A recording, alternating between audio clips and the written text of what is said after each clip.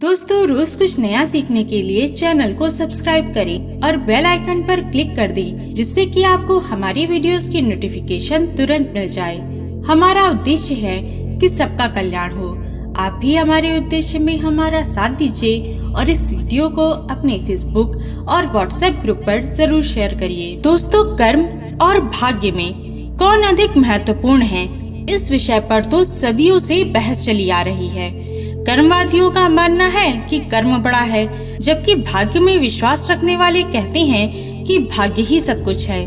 भाग्य बड़ा या कर्म, आप भी इसको लेकर जरूर उलझे होंगे। आज की वीडियो में हम इसी पर बात करेंगे, तो वीडियो को अंत तक देखें। भाग्य और कर्म का विशेष किसी वर्ग, भाषा, जाति और लिंग से नहीं, बल्कि चराचर प्राणी जगत से संबंध है।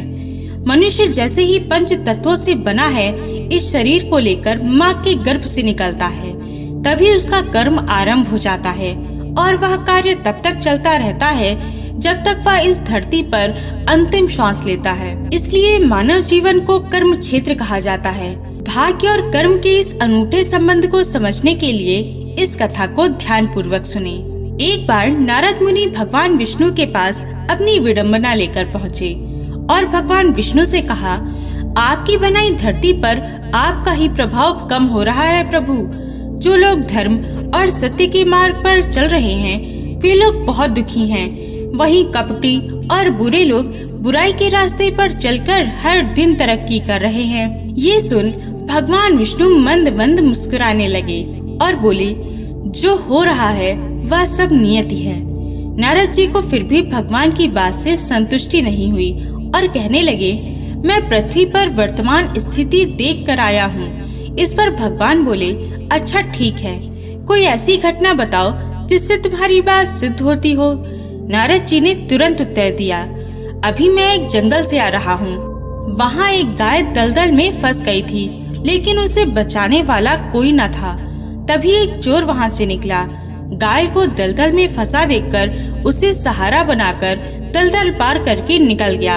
आगे जाकर उस चोर को सोने के सिक्कों से भरा एक थैला मिला, जबकि गाय को बचाने वाले साधु ने वृद्ध होकर भी अपनी जान पर खेलकर गाय को बचाया, परंतु आगे जाकर वह स्वयं एक कुएं में गिर गया। अब आप ही बताएं कि ये कौन सा न्याय है। भगवान विष्णु ने नारद जी की सारी बातों को सुनकर कहा कि हे नारद, ये सब ठीक हुआ। इस पर नारद जी ने पूछा, वाह कैसे प्रभु? तब विष्णु जी ने कहा, क्योंकि चोर की किस्मत पहले ही लिखी जा चुकी थी।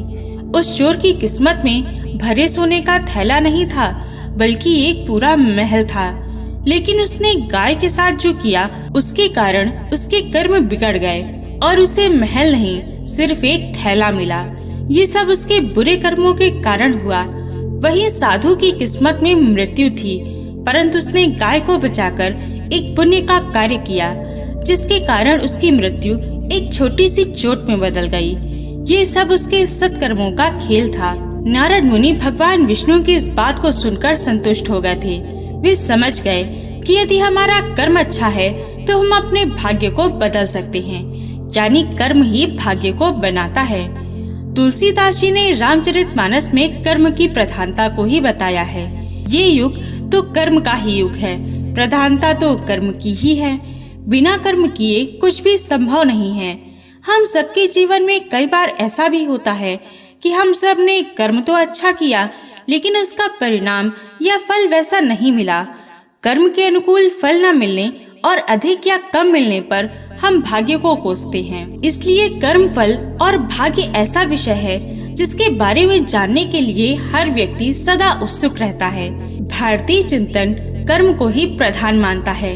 गीता में भी श्री कृष्ण समझाते हैं, तेरा अधिकार है कर्म करना, फल पर तेरा अधिकार नहीं है, परंतु अपने कर्म के आधार पर उच्च, नीच, श्रेष्ठ, निकृष्ट और अच्छे बुरे मनुष्य की कोटि में जाना जाता है। यदि वह फल की चिंता करे तो उसे भाग्य पर आश्रित रहना होगा, और केवल भाग्य पर आश्रित रहने से समय और श्रम दोनों ही व्यर्थ जाते हैं। इसलिए कर्म करें और फल की चिंता ना करें। आशा है कि ये वीडियो आपको पसंद आई होगी।